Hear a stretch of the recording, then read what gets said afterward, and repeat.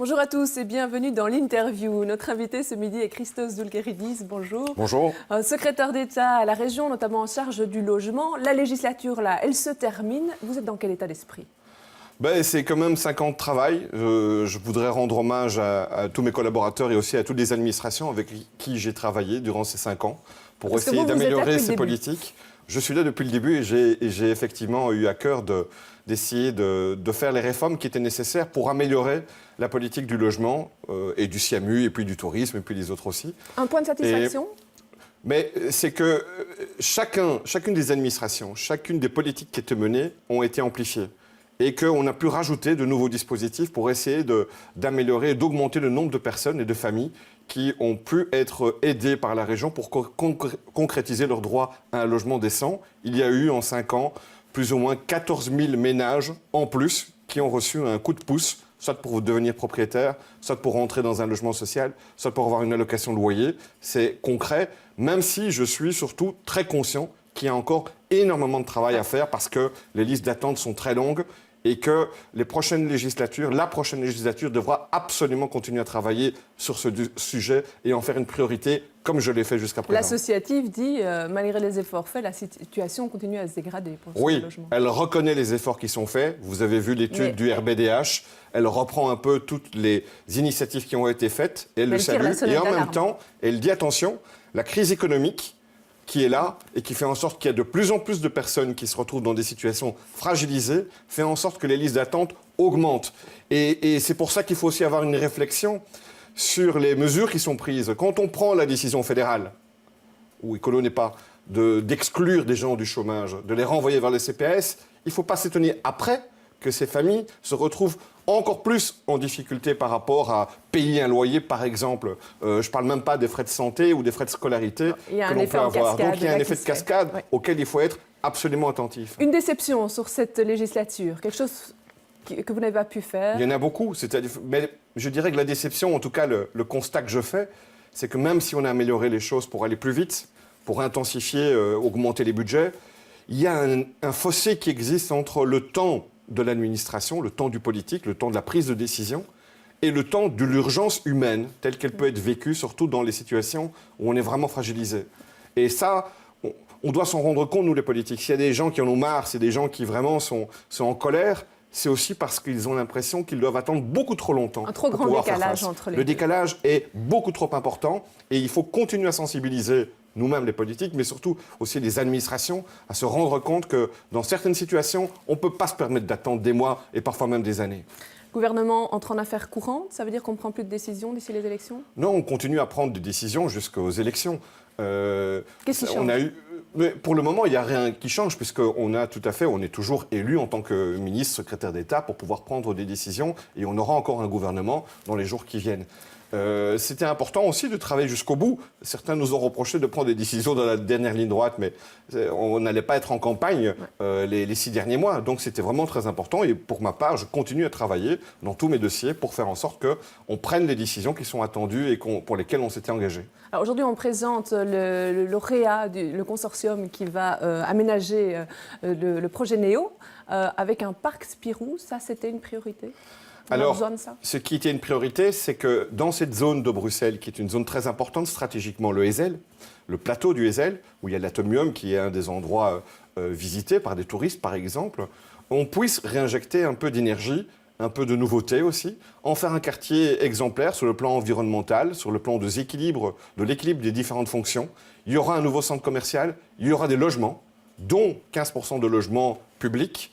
C'est aussi extrêmement important. Et puis, on avait dit il faut des activités récréatives. Alors ça peut paraître un peu secondaire, en fait, mais pas du tout. Parce que, vous savez, je suis aussi ministre du Tourisme. Et un des secteurs qui a le plus créé d'emplois ces dernières années, c'est certainement le tourisme. Chaque fois qu'on améliore l'attractivité de Bruxelles et qu'on fait en sorte que des gens viennent de l'étranger ou d'ailleurs, ou d'ici, en Belgique, pour pouvoir visiter un endroit, ça crée de l'emploi directement dans ces structures-là, mais aussi dans l'ORECA, dans les hôtels, dans toute une série d'autres secteurs qui bénéficient de cette énergie-là. Alors, on apprend que Mini-Europe sera maintenu et que Océade est supprimé. Mini-Europe, c'est plus pour les touristes, Océade, c'est plus pour les Bruxellois. Mais le projet global doit faire en sorte qu'on puisse intégrer des activités Et c'est la même chose pour le centre commercial ou pour tous les autres développements qui auront lieu sur ce plateau ou ailleurs à Bruxelles. Il faut toujours trouver le bon équilibre entre l'amélioration de l'attractivité de Bruxelles, qui a des conséquences économiques qui doivent être positives pour l'emploi de ceux qui cherchent de l'emploi. On a combien de jeunes, combien de moins jeunes qui sont en difficulté parce qu'ils sont exclus de l'emploi. Donc, il faut soutenir ces activités économiques. Mais il faut aussi faire en sorte que chaque fois qu'on porte un projet, il puisse évidemment être intégré dans la ville de la façon la plus positive possible et en même temps bénéficier aux Bruxelloises et aux Bruxellois. Ça, c'est la règle, c'est la condition pour pouvoir donner son accord au développement d'un projet. Alors ce matin, au niveau fédéral, le Cairn s'est réuni. On a abordé la question du survol de Bruxelles. Il y a un accord qui se dégage pour cette fameux organe, cette autorité de contrôle indépendante. Votre réaction ? Oui, mais il était temps, mais on aurait dû commencer par ça. Le gouvernement s'était déjà engagé en 2010 à mettre cet organe en place. Alors maintenant, on dit qu'on a pris la décision, mais que c'est renvoyé au gouvernement suivant. Donc ça veut dire qu'il n'y a pas grand-chose qui change, puisque cette décision, elle avait déjà été prise en 2010. Mais on constate en fait ici, encore une fois, et votre reportage l'a bien montré, que l'incohérence de certains politiques. On prend des décisions, ils prennent des décisions. En 2010, MR, PS, on parle du plan Watley, mais le MR, le PS et le FDF à l'époque d'ailleurs aussi, ils avaient soutenu ce projet-là. Et aujourd'hui, quand on voit le résultat sur le terrain et qu'on voit que les gens réagissent à juste titre, alors après ça, on dit « Ah ben non, il ne fallait pas le faire », on essaie de faire porter la patate chaude au ministre qui était compétent, M. Watley. Je crois qu'il faut revenir à la raison.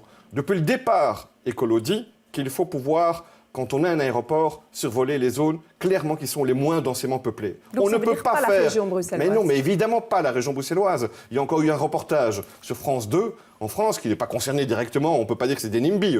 Ils s'en foutent de Bruxelles.